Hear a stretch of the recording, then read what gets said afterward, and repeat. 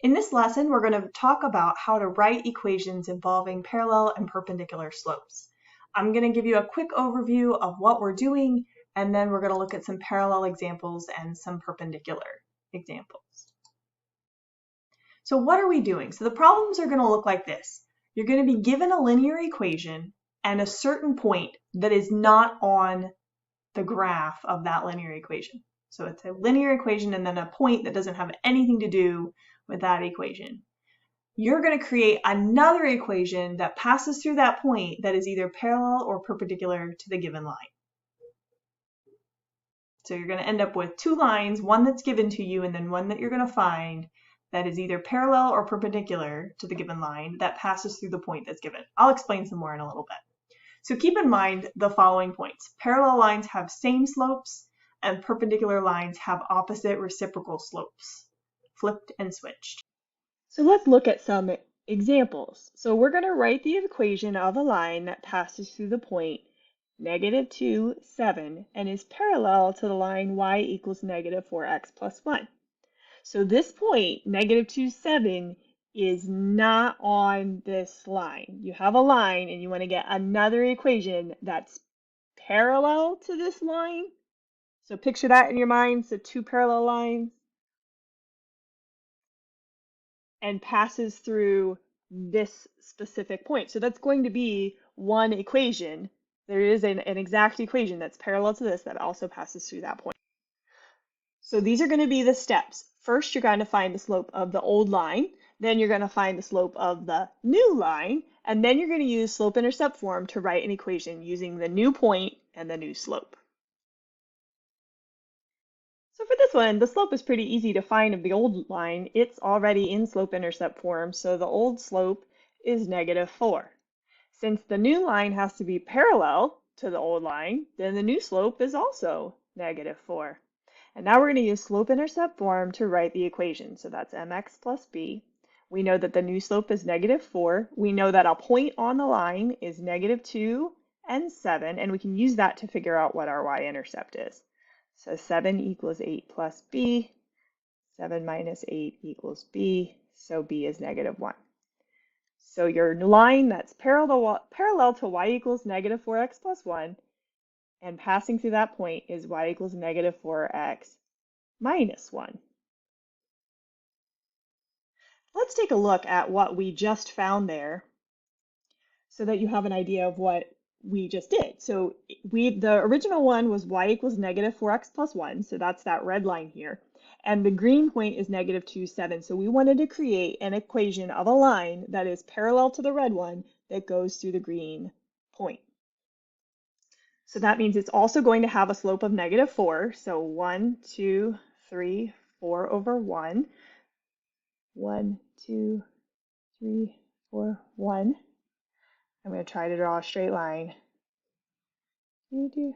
See, 1, 2, 3, 4 over 1. There we go.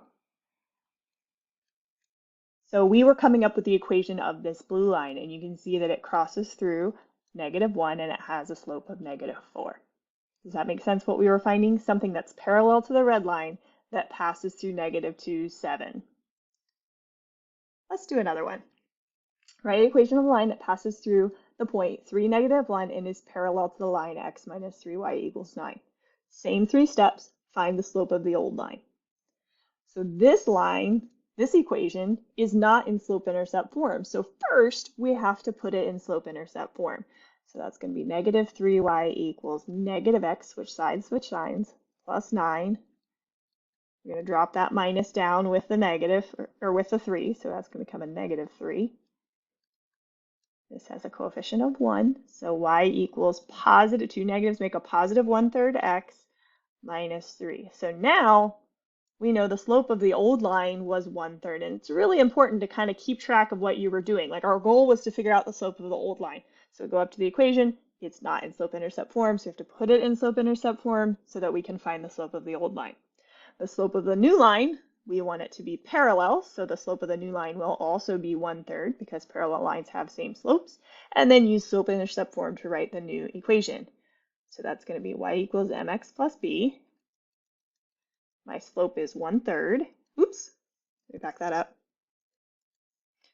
My point is -1 and 3 from right here. My slope is 1/3, and I'm going to solve for b. So I get -1 equals 1 plus b. -1 minus 1 equals b, so b is -2. Kind of went in a weird way there. So my equation is y equals, my slope is 1/3, and my y-intercept was -2. So this is a new line parallel to this line, but it will pass through the point 3, -1. One last example here, we want to write the equation of the line that passes through the point 4, 3, but this time it's perpendicular to the line y equals 2x minus 4. So the slope of the old line, this one is already in slope-intercept form, so I know the slope is 2. If it wasn't, you would need to put it in slope-intercept form, just like we did on the last one, to figure out what the slope of the old line is. The slope of the new line is perpendicular, so this time it's not the same.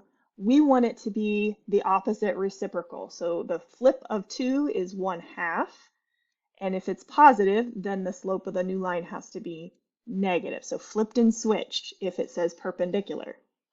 Then we're going to use slope-intercept form to write the new equation. So y equals mx plus b is slope-intercept form.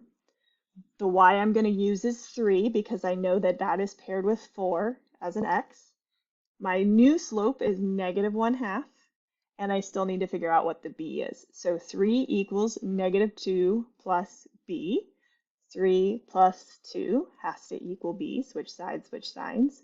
So b equals 5. So slope-intercept form would be y equals new slope and a new y-intercept. And that's how you write the equation of a line perpendicular or parallel to a given one.